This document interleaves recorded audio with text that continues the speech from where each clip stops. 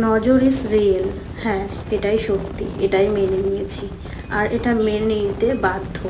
আর একটা সময়ের পর এটা তোমরাও মেনে নেবে। যারা এখন এই জিনিসটা মানো না যে নজর বলতে কিছু হয় না, তারা একটা সময়ের পর ঠিকই মানবে।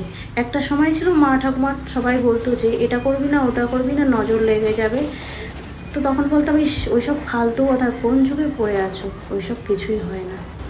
নজর ইজ রিয়েল। হ্যাঁ, এখন আমি মানি, কারণ জীবনে অনেক কিছু ঘটে গেছে আমার, যার থেকে আমি এখন বুঝতে পারি যে হ্যাঁ, নজর বললে কোনো একটা জিনিস আছে। আমার জীবনে অনেক কিছু ঘটে গেছে, যেমন অনেক কিছু আমার পুরোপুরি হয়েও, একদম কনফার্ম হয়েও ক্যান্সেল হয়ে গেছে। এরকম অনেক কিছু আমার জীবনে হয়েছে, শুধু একটা না। একটা যদি হতো তাহলে ভাবতাম যে না, এগুলো কিছুই না, কিন্তু অনেক জিনিস থেকে আমি এখন বুঝতে পেরেছি নজর ইজ রিয়েল। তাই সবাই সাবধানে থেকো, যত পারো লোক থেকে এড়িয়ে চলো সব কিছু পার্সোনাল যা আছে।